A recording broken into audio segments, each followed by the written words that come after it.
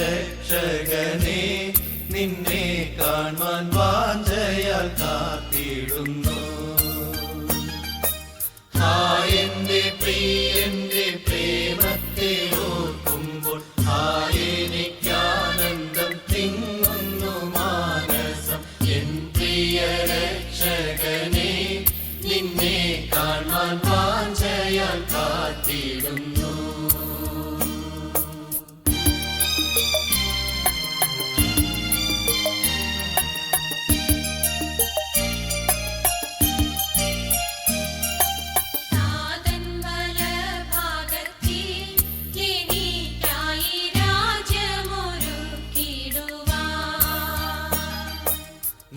പോയിട്ടെത്ര നാളായി ആശയോടു കാത്തു ഞാൻ നിന്നിമ്പമാ. രാജ്യത്തിൽ ചേർക്കുവാനെന്നു നീ വന്നിടും.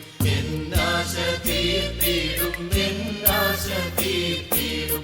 എൻ പ്രിയ രക്ഷകനെ നിന്നെ കാണുവാൻ വാഞ്ചയാൽ കാത്തിടുന്നു.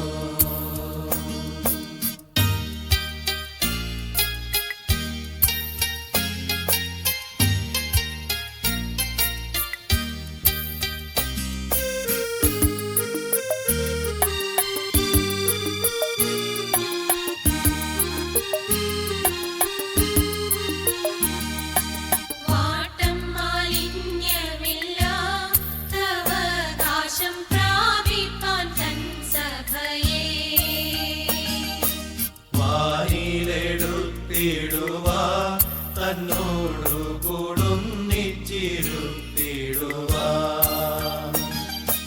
വേഗം നീ വന്നിടാമെന്നുര ചെയ്തിട്ടു താമസമെന്തോ ആനന്ദവല്ലഭ. എൻ പ്രിയ രക്ഷകനെ നിന്നെ കാണാൻ വാഞ്ചയാൽ കാത്തിടുന്നു.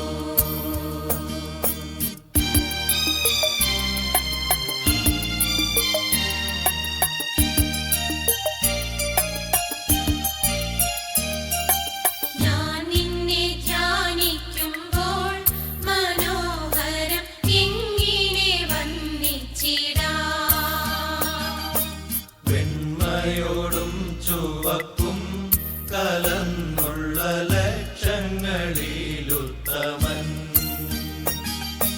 നീ മഹാസുന്ദരൻ ആഗ്രഹിക്കത്തക്കോൻ. നീ മതിയേ എനിക്കെന്നേക്കും നിശ്ചയം. എൻ പ്രിയ രക്ഷകനെ നിന്നെ കാണാൻ വാഞ്ചയാൽ കാത്തിടുന്നു.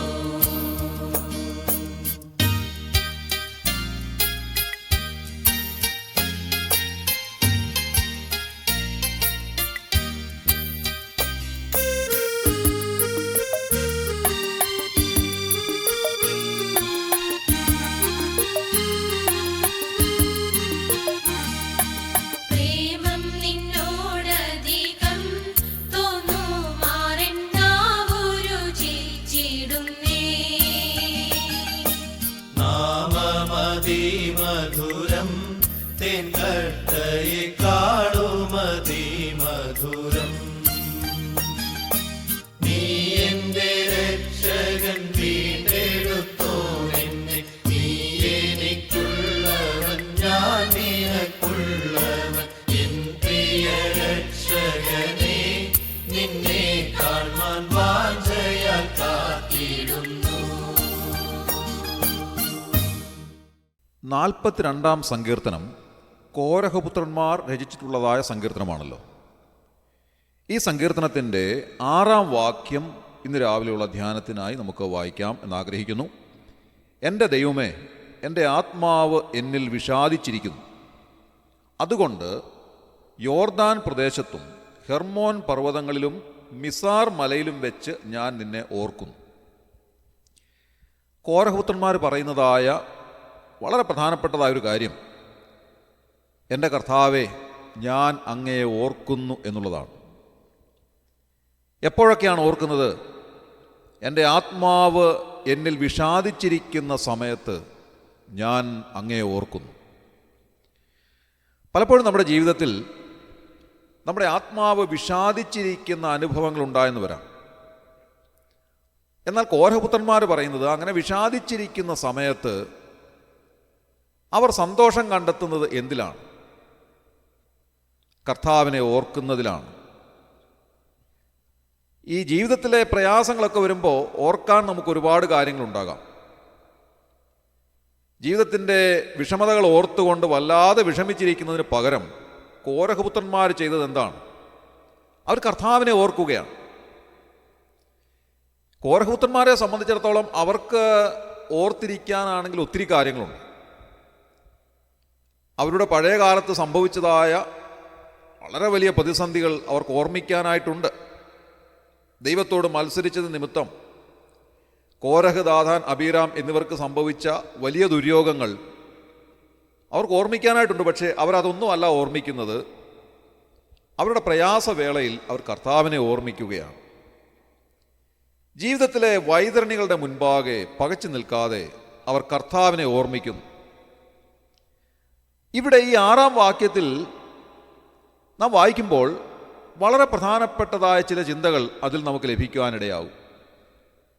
എവിടെയൊക്കെ വെച്ചാണ് അവർ കർത്താവിനെ ഓർമ്മിക്കുന്നത്?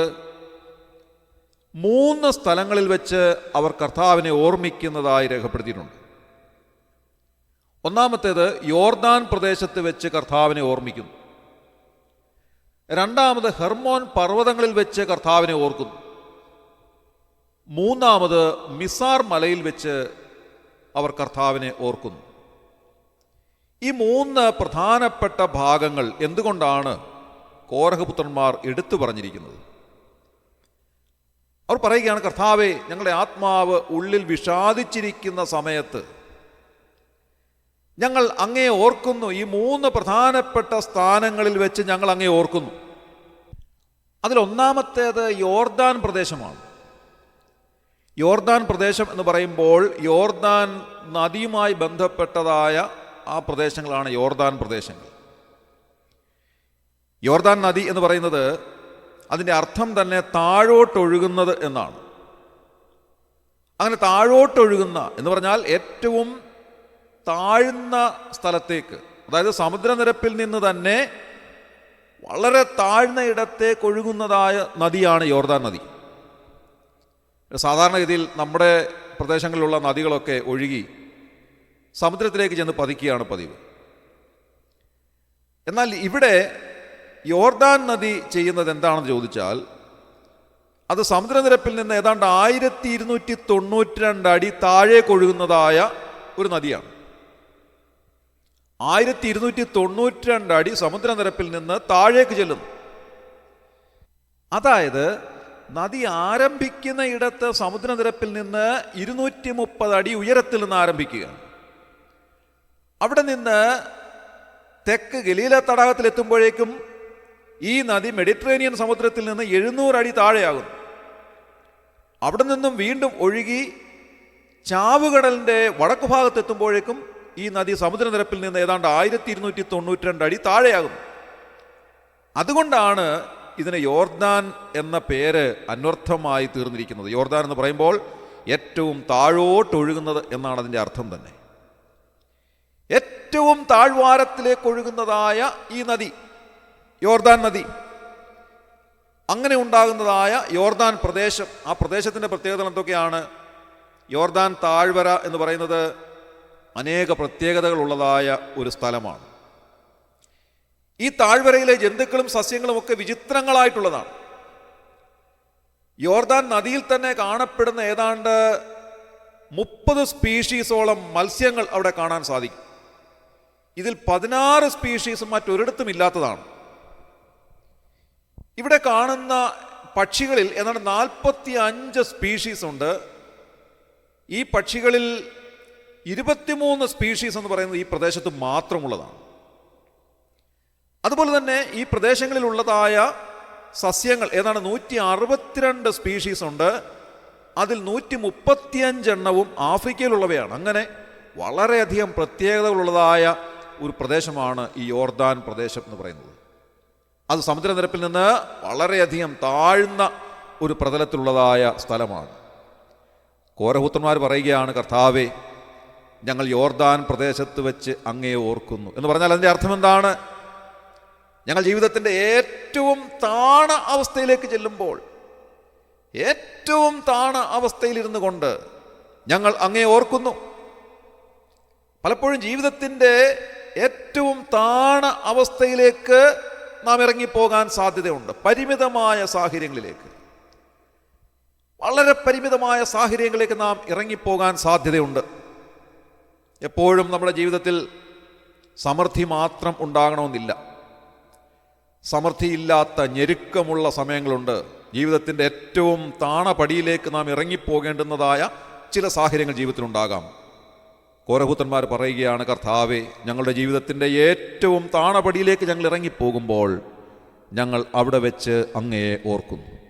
രണ്ടാമത്തേത് നാം വായിക്കുന്നത് ഹെർമോൻ പർവ്വതങ്ങളിൽ വെച്ച് ഞങ്ങൾ അങ്ങയെ ഓർക്കുന്നു എന്നുള്ളതാണ്.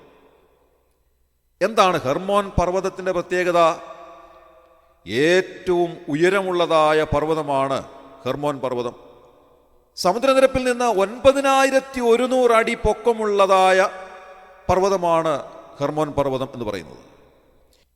അങ്ങനെ നല്ല ഉയരത്തിലുള്ളതായ ഈ പർവ്വതം എല്ലാ സമയത്തും മഞ്ഞ് മൂടിക്കിടക്കുന്നതായ പർവ്വതമാണ്. വേനൽക്കാലത്ത് ഈ മഞ്ഞുരുകി യോർദാൻ നദിയിൽ വെള്ളപ്പൊക്കമുണ്ടാകാറുണ്ട്. ഇതിൻ്റെ ചുറ്റുപാടുള്ള പ്രദേശങ്ങൾ എന്നൊക്കെ പറയുന്നത് വളരെയധികം പ്രത്യേകതകളുള്ളതായ പ്രദേശമാണ്. അങ്ങനെ ഏറ്റവും ഉയരമുള്ളതായ പർവ്വതം, അതിനെ വിശുദ്ധ പർവ്വതം എന്നാണ് വിശേഷിപ്പിക്കുന്നത്. അങ്ങനെ ഏറ്റവും ഉയരമുള്ളതായ പർവ്വതത്തിൽ വെച്ചും കോരഹുത്രന്മാർ പറയുകയാണ്, കർത്താവേ, ഞങ്ങൾ അങ്ങയെ ഓർക്കുന്നു. യേശുക്രിസ്തുവിൻ്റെ രൂപാന്തരത്തിൻ്റെ രംഗം ഹെർമോൻ പർവ്വതത്തിൽ വെച്ചാണ് സംഭവിച്ചത് എന്ന് ചില വേദപണ്ഡിതന്മാർ അഭിപ്രായപ്പെടുന്നുണ്ട്. അങ്ങനെയുള്ളതായ ഏറ്റവും ഉന്നതമായ പർവ്വതത്തിലിരിക്കുമ്പോഴും കർത്താവെ, ഞങ്ങൾ അങ്ങയെ ഓർക്കുന്നു എന്ന് പറഞ്ഞാൽ ജീവിതത്തിൻ്റെ ഏറ്റവും ഉന്നതമായ പടിയിലേക്ക് ഞങ്ങൾ വരുമ്പോഴും കർത്താവെ, ഞങ്ങൾ അങ്ങയെ ഓർക്കുന്നു. ഞങ്ങളുടെ ജീവിതത്തിൻ്റെ ഏറ്റവും താണപടിയിലും ഏറ്റവും ഉന്നതമായ പടിയിലും വെച്ച് ഞങ്ങൾ അങ്ങയെ ഓർക്കുന്നു. മൂന്നാമത് നാം ആ വാക്യത്തിൽ കാണുന്നത് മിസാർ മലയിൽ വെച്ച് ഞങ്ങൾ അങ്ങയെ ഓർക്കുന്നു എന്നുള്ളതാണ്. എന്താണ് ഈ മിസാർ മല എന്ന് പറഞ്ഞാൽ? ചെറിയത് എന്നാണ് അതിൻ്റെ അർത്ഥം. ഹെർമോൻ പർവ്വതത്തിൻ്റെ അടുത്തുള്ളതായ ഒരു മലയാണ് മിസാർ മല. ഇതൊരു വലിയ പർവ്വതമല്ല, ഒരു ചെറിയ മലയാണ്. സാധാരണ രീതിയിലുള്ളതായ ഒരു ചെറിയ മല. സാധാരണ അനുഭവം നമുക്കവിടെ കാണാൻ സാധിക്കുന്നു. വലിയ ഉയരത്തിലുമല്ല, വളരെ താഴ്ചയിലുമല്ല, സാധാരണ നിലയിൽ. ഇവിടെ കോരഹുത്രന്മാർ ഉദ്ദേശിച്ചിരിക്കുന്നത് എന്താണ്? ഞങ്ങളുടെ ജീവിതത്തിൻ്റെ സാധാരണ നിലയിൽ ഞങ്ങളായിരിക്കുമ്പോൾ കർത്താവെ, ഞങ്ങൾ അങ്ങേ ഓർക്കുന്നു. ഞങ്ങളുടെ ജീവിതത്തിൻ്റെ ഈ 3 അവസ്ഥകളിലും ഏറ്റവും താണപടിയിലേക്ക് ഞങ്ങൾ ഇറങ്ങിച്ചെല്ലുമ്പോഴും ഏറ്റവും ഉന്നതമായ പടിയിൽ ഞങ്ങൾ നിൽക്കുമ്പോഴും ജീവിതത്തിൻ്റെ സാധാരണ നിലയിലും കർത്താവെ, ഞങ്ങൾ അങ്ങേ ഓർക്കുന്നു. അതാണ് ഞങ്ങളുടെ ജീവിതത്തിൻ്റെ ഏറ്റവും വലിയ അനുഗ്രഹം എന്ന് പറയുന്നത്. ഞങ്ങൾ ഏതവസ്ഥയിലിരുന്നാലും ഏതെല്ലാം നിലയിലൂടെ ഞങ്ങൾ കടന്നു പോയാലും കർത്താവെ, ഞങ്ങൾ അങ്ങേ ഓർക്കുന്നു. ഇതാണ് ഒരു ഭക്തരുടെ ലക്ഷണം എന്ന് പറയുന്നത്. ഞാൻ യഹോവയെ എല്ലാ കാലത്തും വാഴ്ത്തും, അവൻ്റെ സ്തുതി എപ്പോഴും എൻ്റെ നാവിന്മേലിരിക്കും എന്ന് ദാവീദ് രാജാവ് പറയുന്നതും ഇതേ അർത്ഥത്തിലാണ്. ജീവിതത്തിൻ്റെ ഏതൊരവസരത്തിലും കർത്താവെ, ഞങ്ങൾ അങ്ങേ ഓർക്കുന്നു. അങ്ങനെ ജീവിതത്തിൻ്റെ പ്രയാസം വരുന്നതായ സമയത്ത്, സന്തോഷം വരുമ്പോഴും സന്താപം വരുമ്പോഴും സാധാരണ സമയത്തുമെല്ലാം കർത്താവെ, ഞങ്ങൾ അങ്ങേ ഓർക്കുന്നു. ഇന്ന് രാവിലെ നമുക്ക് ഈ വചനം ധ്യാനിക്കുമ്പോൾ കോരഹുത്രന്മാരോട് ചേർന്ന് നമുക്കും പറയുവാനായിട്ട് സാധിക്കണം, കർത്താവെ, ഞങ്ങളുടെ ജീവിതത്തിൻ്റെ ഏറ്റവും താണ അവസ്ഥയിലും ഏറ്റവും ഉന്നതമായ അവസ്ഥയിലും ഞങ്ങൾ സാധാരണ തലത്തിലായിരിക്കുമ്പോഴും ഞങ്ങൾ അങ്ങേ ഓർക്കുന്നു. അതാണ് ഞങ്ങളുടെ ജീവിതത്തിൻ്റെ ഏറ്റവും വലിയ അനുഗ്രഹം എന്ന് പറയുന്നത്. ഇന്നത്തെ ദിവസം കർത്താവ് നമ്മെ സഹായിക്കട്ടെ, അനുഗ്രഹിക്കട്ടെ. ഒരുപക്ഷെ നമ്മൾ ജീവിതത്തിൻ്റെ ഏറ്റവും താണപടിയിലേക്ക് ഇറങ്ങിപ്പോകാനുള്ള സാധ്യതകൾ ഇന്ന് ജീവിതത്തിൽ വന്നെന്നിരിക്കാം. ഒരുപക്ഷെ നാം ഏറ്റവും ഉന്നതമായ ഒരു പടിയിലേക്ക് കയറി വരുന്നതായ ഒരനുഭവം ഉണ്ടായെന്നിരിക്കാം. അല്ല, സാധാരണ നിലയിൽ ജീവിച്ചു പോകേണ്ടുന്നതായ ഒരനുഭവം ഇന്ന് ലഭിച്ചെന്നിരിക്കാം. ഏതവസ്ഥയിലായിരുന്നാലും ദാവീദ് രാജാവ് പറഞ്ഞതുപോലെ നമുക്കും പറയാം, ഞാൻ യഹോവയെ എല്ലാ കാലത്തും വാഴ്ത്തും, അവൻ്റെ സ്തുതി എപ്പോഴും എൻ്റെ നാവിന്മേലിരിക്കും. നമ്മുടെ കണ്ണുകളെ അടയ്ക്കാം, പ്രാർത്ഥിക്കാം. ക്രിസ്തുയേശുവിലൂടെ അതിവാത്സല്യമായി ഞങ്ങളെ സ്നേഹിക്കുന്ന സ്വർഗീയ പിതാവാ നല്ല ദൈവമേ, ഈ അനുഗ്രഹകരമായ പ്രഭാതത്തിനായി ഞങ്ങൾ നന്ദിയോടെ സ്തോത്രം ചെയ്യുന്നു. കോരഹുത്തന്മാർ പറയുന്നത് പോലെ കർത്താവേ, ഞങ്ങളുടെ ആത്മാവ് ഉള്ളിൽ വിഷാദിച്ചിരിക്കുന്ന സമയത്ത് യോർദാൻ പ്രദേശത്ത് വെച്ച്, ഹെർമോൻ പർവ്വതങ്ങളിൽ വെച്ച്, മിസാർ മലയിൽ വെച്ച് അവർ അങ്ങേ ഓർത്തതുപോലെ ഞങ്ങളുടെ ജീവിതത്തിൻ്റെ ഏറ്റവും താണപടിയിൽ, ഏറ്റവും ഉന്നതമായ പടിയിലും സാധാരണ നിലയിലും ഞങ്ങൾ അങ്ങേ ഓർക്കുന്നു. ഞങ്ങളുടെ ജീവിതത്തിലെ പ്രയാസങ്ങൾ വരുമ്പോഴും, സന്തോഷം വരുമ്പോഴും, സന്താപം വരുമ്പോഴും, ഏതൊരവസരത്തിലും ഞങ്ങൾക്ക് ഓർമ്മിക്കുവാനുള്ളത് അവിടുന്ന് മാത്രമാണ്. കർത്താവെ, ഇന്ന് പകലിൽ ആ ഒരു വലിയ ചിന്തയോടെ ജീവിപ്പാൻ ഞങ്ങളെ സഹായിക്കണമേ എന്ന് പ്രാർത്ഥിക്കുന്നു. അതുകൊണ്ട് വിഷാദിച്ചിരിക്കുവാനല്ല, ഞങ്ങളുടെ ആത്മാവ് അങ്ങയിൽ പ്രത്യാശ വെച്ചുകൊണ്ട് ജീവിപ്പാൻ ഞങ്ങളെ സഹായിക്കണമേ. ഇന്നത്തെ ദിവസം ആരും പതറിപ്പോകുവാൻ അവിടുന്ന് അനുവദിക്കരുത് എന്ന് പ്രാർത്ഥിക്കുന്നു. കർത്താവെ, ജീവിതത്തിലെ പ്രയാസകരമായ അനുഭവങ്ങളിലൂടെ കടന്നു പോകുന്നവരുണ്ടെങ്കിൽ അവരെ അവിടുന്ന് ആശ്വസിപ്പിക്കുകയും സഹായിക്കുകയും അവിടുന്ന് സന്ദർശിക്കുകയും ചെയ്യണം. യേശു ശുശ്രൂഷയിൽ സംബന്ധിച്ച് എല്ലാവരെയും അവിടുന്ന് അനുഗ്രഹിച്ചാട്ടെ. അവിടുന്ന് അങ്ങനെ ചെയ്തതിനായി ഞങ്ങൾ നന്ദി പറയുന്നു. ഞങ്ങളുടെ പ്രാർത്ഥന കേട്ടതിനായി സ്തോത്രം. ഞങ്ങളുടെ കർത്താവും രക്ഷിതാവുമായ യേശു ക്രിസ്തുവിൻ്റെ ധന്യമായ നാമത്തിൽ തന്നെ ആമേൻ.